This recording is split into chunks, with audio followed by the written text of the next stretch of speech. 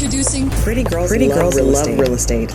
Stories of everyday women breaking barriers and building wealth through real estate. Let's get it. Boss. BOSS.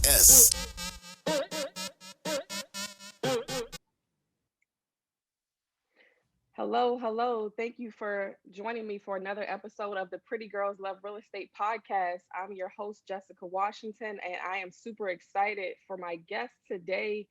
I have Miss Brandi Hawkins and Miss Tiffany Harris, and they are the owners and the founders of Harris Hawkins and Co, which is a real estate brokerage based out of Baltimore, Maryland. So they are like the epitome of the bosses in the real estate game here. So ladies, how are you?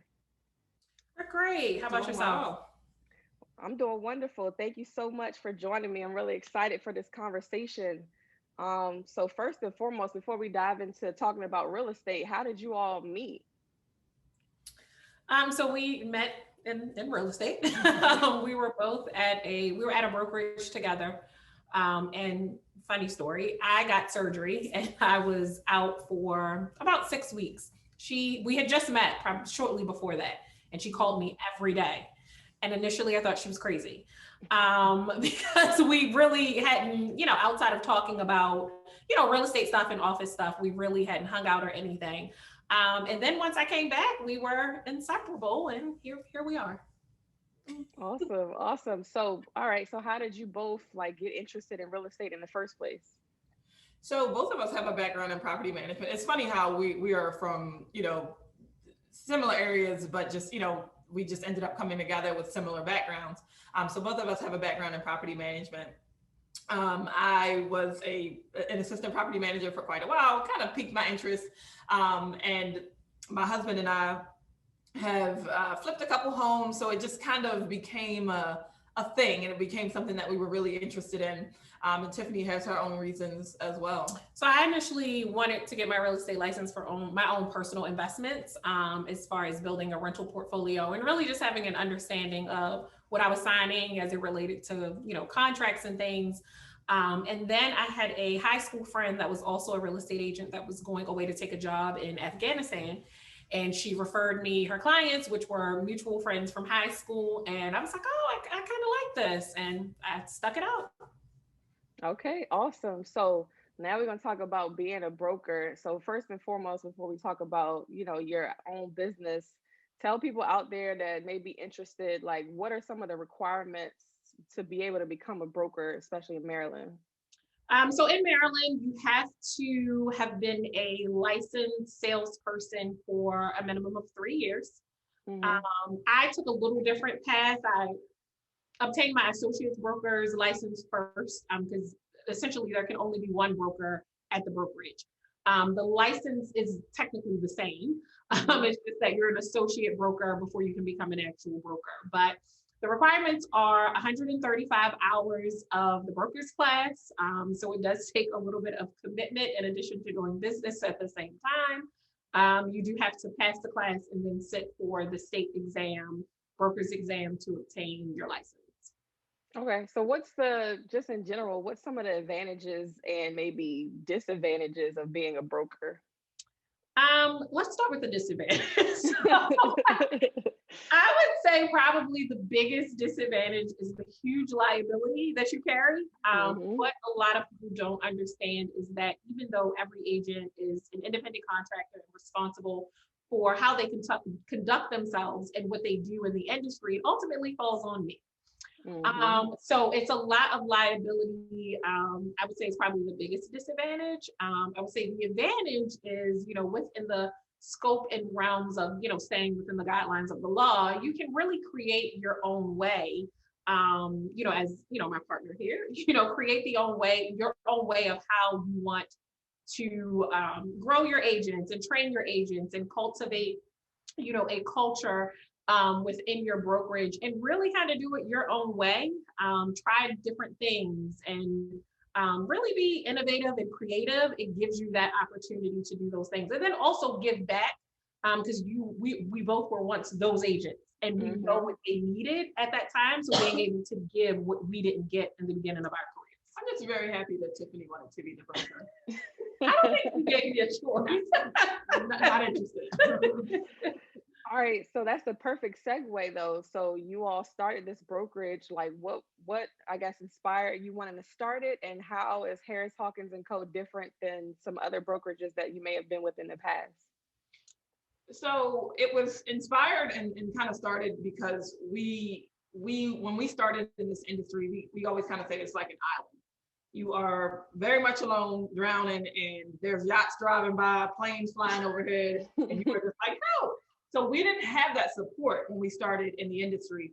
And for some reason, a lot of agents kind of don't feel, I wouldn't say don't feel, but a lot of agents aren't willing to invest in you outside of your brokerage. So we wanted to have a place that was considered a safe space to be successful, to ask those questions. And our concept here is completely open. So at this location, so we are opening a second location, which does have some private office spaces, but this location is just completely open concept to really be able to collaborate and maybe overhear a conversation that this person is having, and that may be a struggle that you're having, maybe it's not.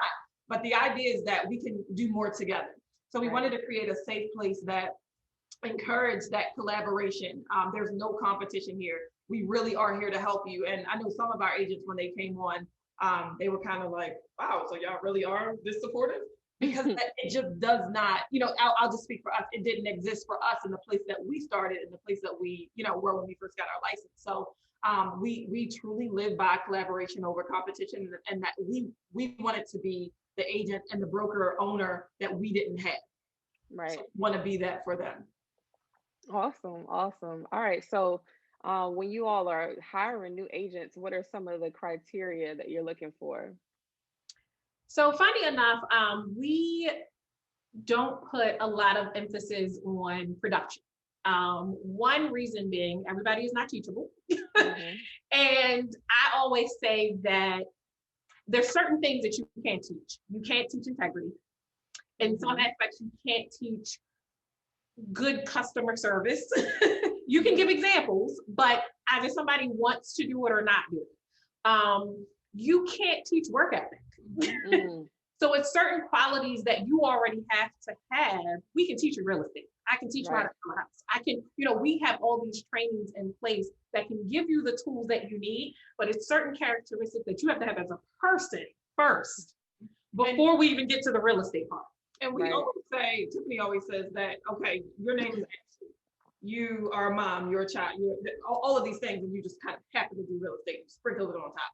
So who are you outside of just work? I mean, if you were, I don't know, a nurse, nobody just wants to see you putting in IVs on Instagram all day. You know what I mean? People want to know that you are a person. So we really kind of give that perspective to the agent of, yes, production does matter. It truly does in the long run. But production isn't just sales. Production is you showing up. Production is you doing things to be productive that will eventually equate to revenue and sales. Right. Okay. It's for us to, also that that you're a positive person. We all have negative moments. We all have bad days. We all have those things. But overall, this is very much a business where you have to have a level of optimism. We are in a business where there's so many people involved that we can't control. I can't control the lender doing his job. I can check in. I can't control the title company or the processors doing their job. I can check in and make sure that we're on track. But there's a lot of things that are just out of our control. So you have to be able to keep the momentum and see the light at the end of the tunnel, even when things are not going well, because there will be, not so great phone calls. But overall, just being a positive person, someone that's a joy to be around. Like I said, we all have our times, but we're big on morale. We're big on just positive energy, just in this space, because it is very open. And then, there aren't a lot of, spaces to go to, and everybody's normally eating together or sitting together. And everybody may not want to do that, but overall, just being open to that collaboration. Environment. that. So I imagine, I guess you guys have some people that may be newer agents, newer to the industry, especially now, during the pandemic, a lot of people got into investing. A lot of people wanted to do a side hustle or a new career change into real estate. So what's some advice that you would give to maybe some newer agents, especially now in this crazy, crazy real estate market? So I would first say that there's no such thing as a side hustle in real estate. It's not. If you have a full-time job and you start in real estate, you have two full-time jobs. It is definitely a business that can be very lucrative, but it's not a business that you want to get into for the money. It's not a business that you want to get into because you need money. You definitely need to be prepared. So you need to have that I don't want to say emergency fund, but you need to have some reserves. Because sometimes things can happen with settlements. Like Tiff said, things are out of our control. If your client goes out and buys a new BMW to celebrate the new house, and that jacks up their debt to income ratio, that's not closing. You know what I mean? So you want to have the mindset of clients first over money. So client before money. Right. Money's gonna come, but the clients are the relationship and the education that you need to assist these clients is gonna come above money. So for us, yes, we do this for a living. This is what we do. Obviously, we want to be compensated, but clients and relationships first. This is a relationship business. And I actually saw this on Instagram today, and I thought it was a really, really good one. Ask how you can help before you ask for help. So being very mindful that you do the work. You try to find the answer, and even if you're reaching to someone, we get DMs and questions all the time.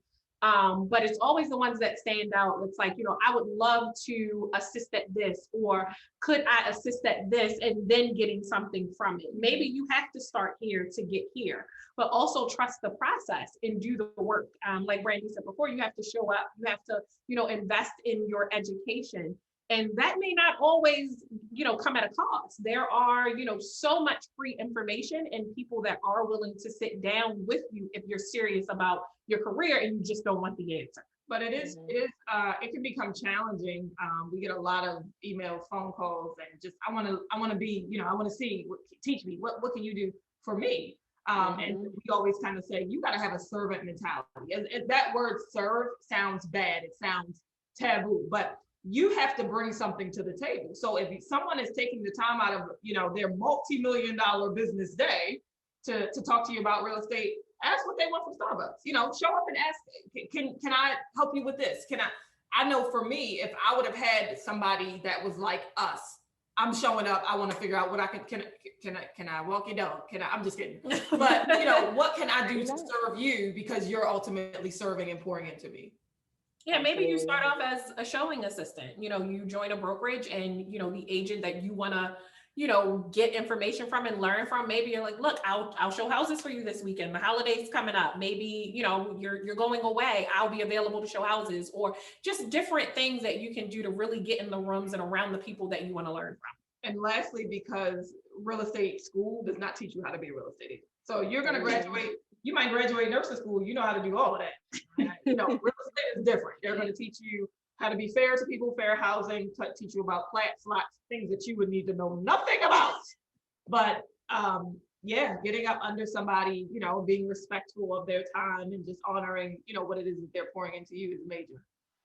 Yeah, absolutely. I love that last little point that you gave, because people really have a misconception about getting their license. And then it's like, now I don't know what to do. And that's why it's really important about which brokerage that you choose to hang your license with, when you come out, to have that training and have that support system around you. So yeah, absolutely. Yeah, definitely. How many agents do you all have on the team currently? We have 23 agents. Nice. Okay. And looking to expand more and more. Awesome. So I noticed that, I know you guys are not exclusively for ladies, but you have a lot of ladies of color, especially at your brokerage. So I want to ask, because we talk about this often on the show, is as a Black woman out here in real estate, which is a male dominated industry, like what are some of the challenges that you may have experienced, you think maybe because you're a woman or because you're a woman of color? And what's some advice that you try to give to your agents that are in that same category? I would definitely say the respect level is a big thing. And sometimes in transactions, just getting the same respect that you feel that someone else would, or not being questioned a little bit more about your success than maybe someone else. Right. And that could be because you're a woman, or, you know, or even being a woman of color. I think we are questioned a little bit more about the how, than I think, you know, someone else would, you know, as it relates to us opening this brokerage. And then within less than a year, opening up our second location. That has been a big thing. I would say probably the respect level, and then the how, and the, you know, reminding us how long they may have been in business. That happens often. So we don't really focus on that though. Right. You know, we know people are going to question, people are going to talk, whatever, you know, people are going to talk whether you're doing A or whether you're doing B. So we're going to do A and B. But for us, we just continue to provide, we let our service and this business and our numbers and our agent success speak. So even, you know, just, yes, we do have conversations where it's like, I'm sorry, who are you talking to? You know, those conversations do take place, but we keep it professional. We're not giving neck. We're not rolling eyes. We're not yelling. We're not cursing. We keep it so professional, and we stick to the excellent experience, whether it's, you know, on the client side, whether it's working with someone in the industry, whatever it may be, it's going to be an excellent experience. So you can be mad, you can have an attitude, you can question, but I'm going to do my job and I'm going to do it well. And I'll see you at settlement. Okay. Yes. Love it. Love it. You got to keep it cute out here because people will definitely try you. Absolutely. All right. So both of you ladies mentioned that you have experience as a property manager. So you've been out on the street, boots on the ground. I guess, how has that experience helped you, you know, when you became on the brokerage side? And then what's your opinion of this crazy real estate market out here in Baltimore? So I would say for me, property management really helped me with overcoming objections. We are very much in an industry where TV gives a different perspective to clients, especially buyers. Unrealistic. Right? Unrealistic. Let me say unrealistic. So really being able to overcome those objections when you're in a home, and really getting a buyer being able to see the vision. And I think from property management, also the education piece, just constantly keeping your ear to, you know, to the streets of what's going on, because in property management, you were competing with probably 5 apartment communities that was, you know, right on the same street that you may be on. So really getting into knowing what's going on in your market. And then I would say lastly, closing techniques, because with, you know, apartments and people coming, you get them on the phone, getting them in and getting them closed. So learning how to close in an effective manner as it relates to dealing with clients. Yeah. And I would say for me, property management taught me about the marketing perspective, because there's 5 other complexes or communities, you know, near yours. So what makes you stand out? Is the marketing clean? Is it high end? Is it something that's attractive? Is it something that people are, you know, going to be proud to share? So definitely that for me. Now, when it comes to the crazy market, I don't really want to say my opinion on it. I'll just state facts. I skipped over that question. The fact is that it is most certainly a very strong seller's market. It has been truly since the pandemic hit. And a lot of people, I know we had talked about seeing people on Facebook saying, I can't wait for the market to crash. And that's not happening. So no time soon. Right. So it is, I'll be honest, it is challenging on the buyer side. You need to make sure that you are fully prepared. Things that we're seeing happen this year or that didn't happen, or vice versa last year. Sellers are not giving closing cost assistance on average. Property values are out, I believe the last time at 17%, 26%, something like that. I think about 17%. So that means from this time last year, the house is worth 17% more than it was. So explaining to buyers that yes, this house in this area sold for $50,000 less, you know, last year, and now it's selling for $50,000 more. But it is challenging, but we do explain to buyers that this is why people buy real estate. It appreciates. Now it's appreciated quicker than we've ever seen in our lives.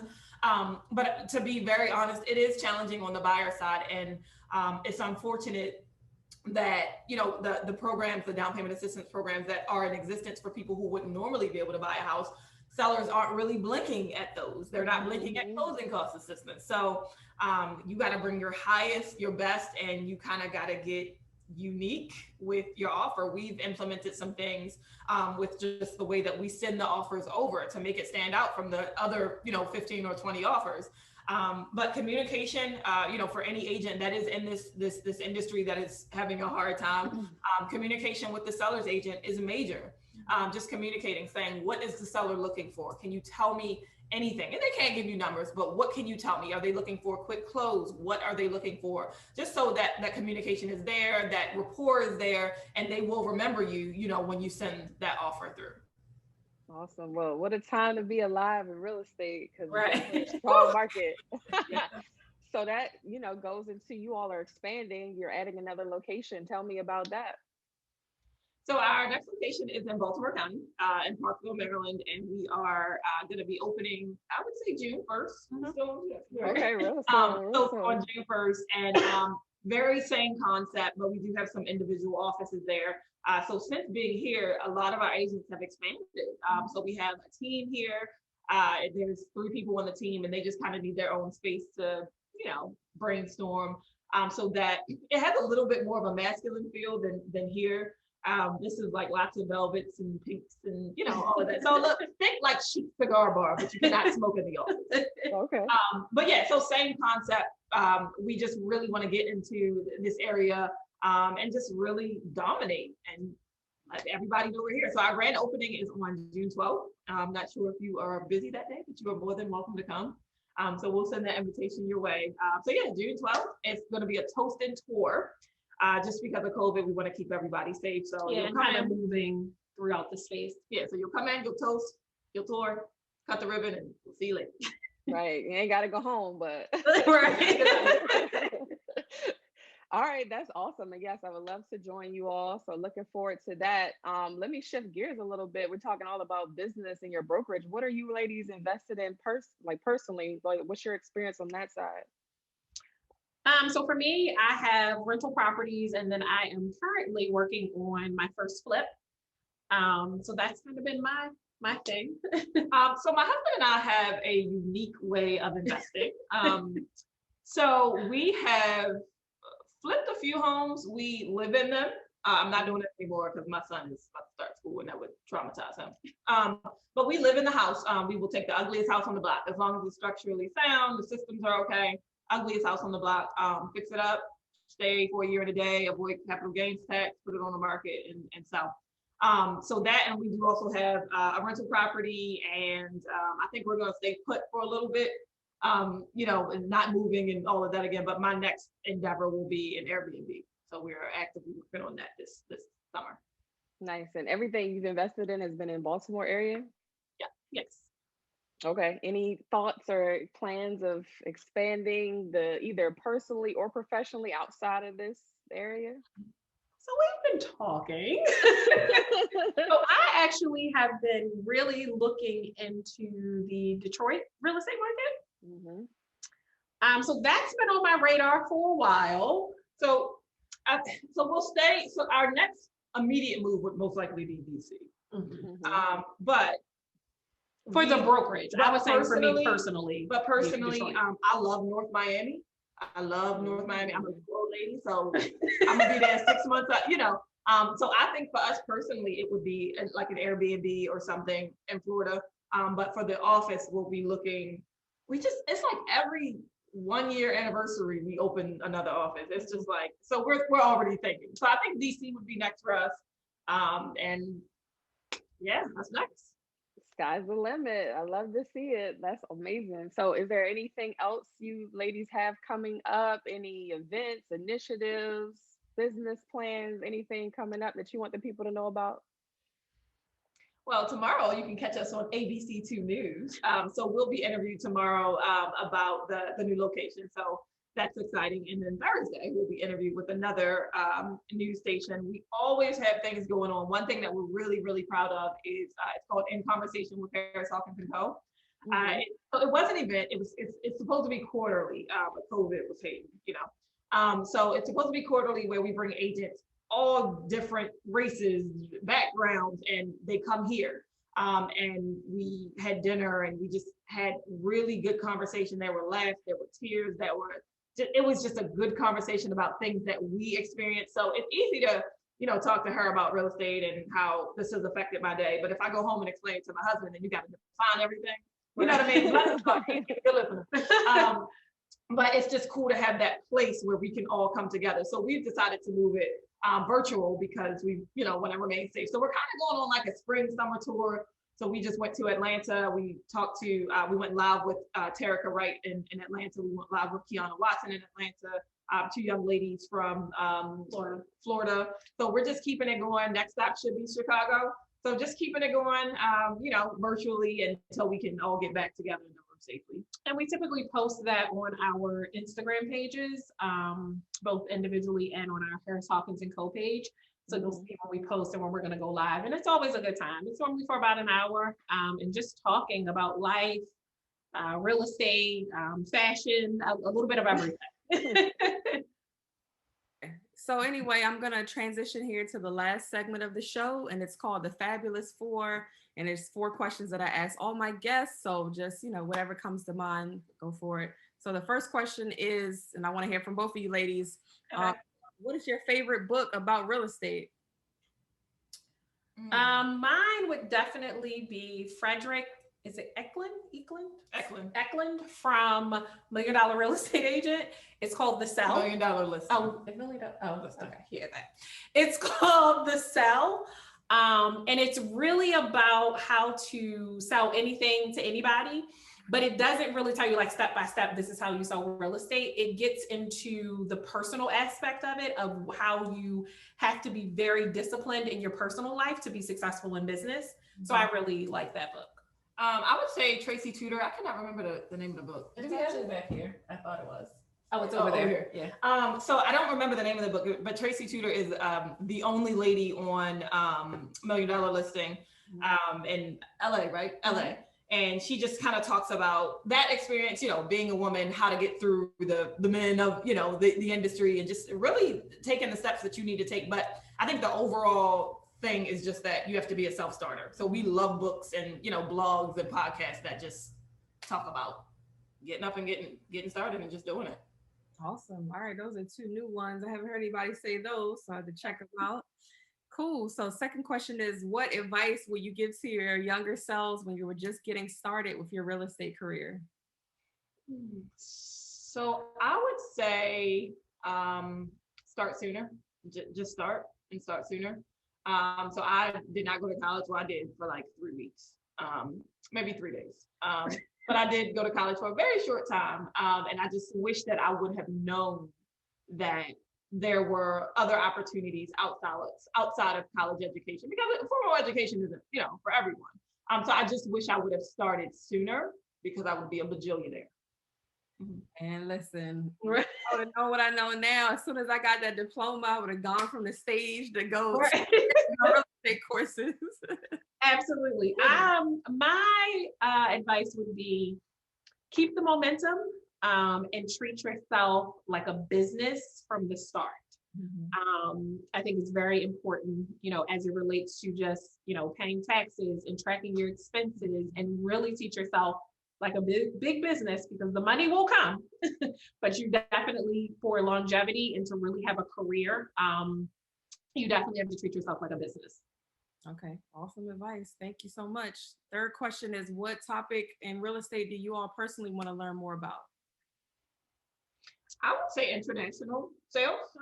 Little Jamaican, a little Jamaican beachfront. So I would love to learn more about international real estate, and I told you I'm a little old lady, so maybe I'll be in Jamaica or the Bahamas, half the year. There you go. For me, commercial and larger scale development. Okay. All right. Fair enough. So lastly, can you please give a shout out to another woman right now killing it in real estate? Oh, so I mentioned Terica Wright earlier. Terica is in Atlanta, just so down to earth, wholesome, sweet. Definitely Terica Wright. I know she has a team. It's called the Terica Wright Group. And she's Terica Wright Real Estate on Instagram. Bomb. And I would say Kiana Watson. She's also in Atlanta. She recently started her brokerage. Yeah, she's definitely doing it. Content is great. She's the best, I think, at content She has creation. more content than Netflix. Right. There's a ton of content. She really, stands on a look at marketing and all that. So yeah, I would say Kiana Watson. All right, shout out Terica and Kiana. Appreciate you ladies. All right, so last, how can people get in contact with you all? Where can they follow you on social media? Yeah, so you can follow the brokerage at Harris Hawkins Co, Harris Hawkins and Co on Instagram. That is also our website, harrishawkinsandco.com. And on Instagram, I am the Brandi Hawkins. And on Instagram, I am Tiff Harris _ the realtor. That's a lot. All right, cool. So any last words of wisdom or anything that you want to leave the listeners? Stay the course. Keep your eyes on your own paper. Stop worrying about what other people are doing. If you are putting in the work, your time will come. Focus on yourself and your process. Wow, you preaching on a Sunday.